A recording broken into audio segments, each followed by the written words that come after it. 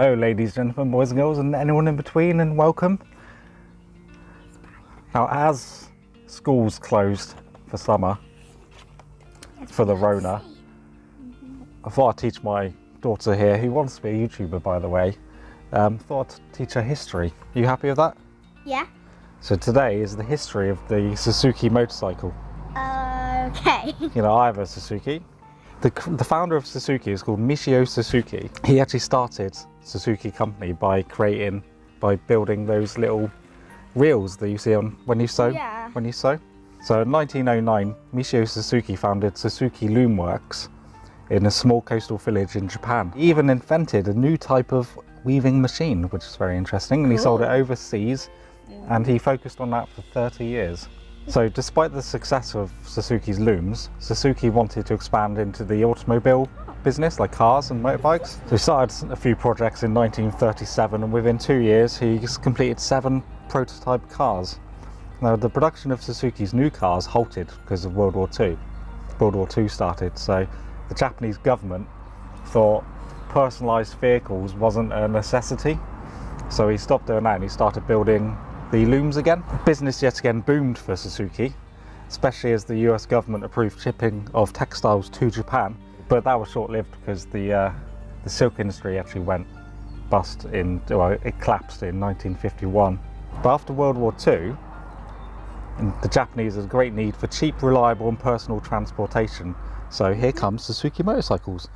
So at the time, a lot of people were riding push bikes with clip-on engines. Like a push bike, you just put an engine on it. So Suzuki made these clip-on engines and he called them motor power free. There's a 36cc, 1 horsepower, 2-stroke engine. What does horsepower mean? Is it like it's getting run by horse? Yeah, basically. Oh. But his engine-powered push bikes were a bit different because he created a double sprocket gear system. So the rider could either use the engine and the pedals at the same time, or take the pedals off and just use the engine. But then in 1953, Suzuki introduced the Diamond 3. It was a 60cc motorised bicycle, eventually increased the power to 70cc. But now step into the year 1954, the company changed its name to Suzuki Motor Co. In 1955, Suzuki introduced the Kaleida Cox 125 4-stroke single-cylinder engine. Business was doing really well, but then guess what? A typhoon, like a hurricane, struck and it destroyed Suzuki's assembly plant where they made the vehicles, motorbikes. Oh. But it only took them 6 months to build a brand new modern assembly plant. And then, and then Suzuki entered the motorcycle racing. Oh, because they're like, and did they win? They entered the race team into the Motorcycle Grand Prix, with 3 of its riders placing 15th, 16th and 18th for the Isle of Man TT.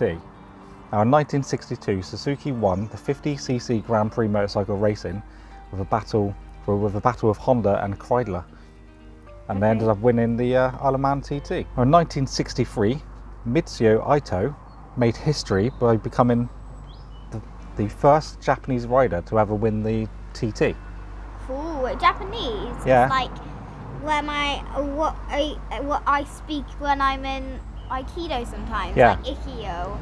I can't remember anything else. Punch you in the face! No, not that.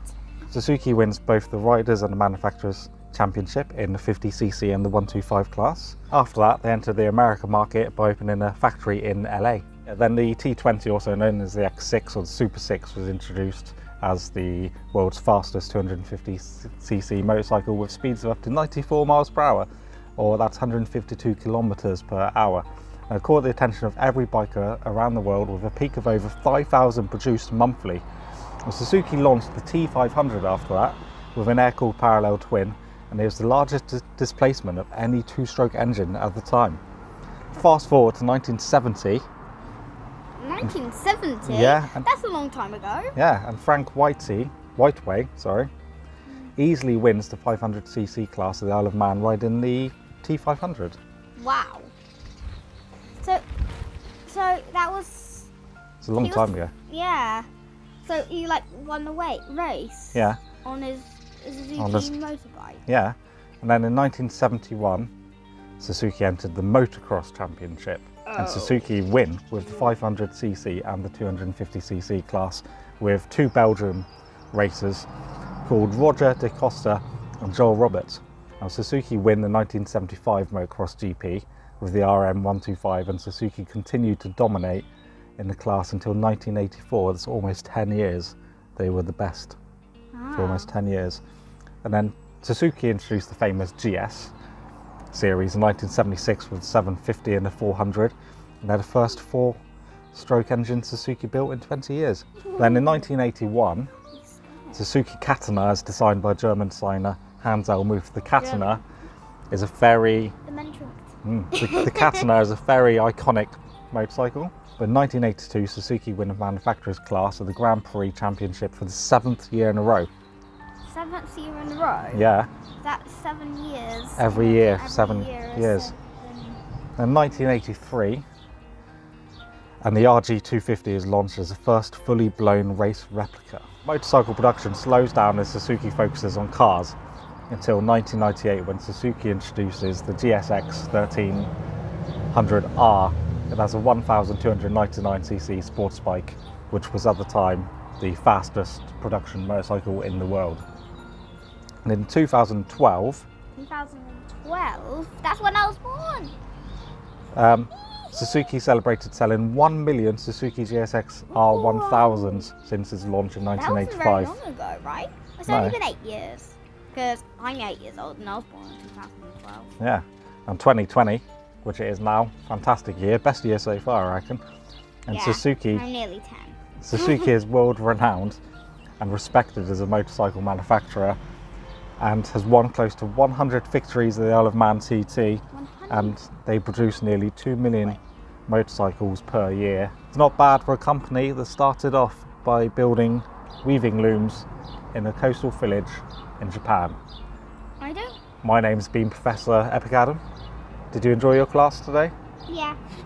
Hit the subscribe button, or like, subscribe, and comment down below if you like to do it. To see more. To see more. And also you can ring the bell so you don't miss any new videos. Okay, thank you. Goodbye. That was weird. Bye.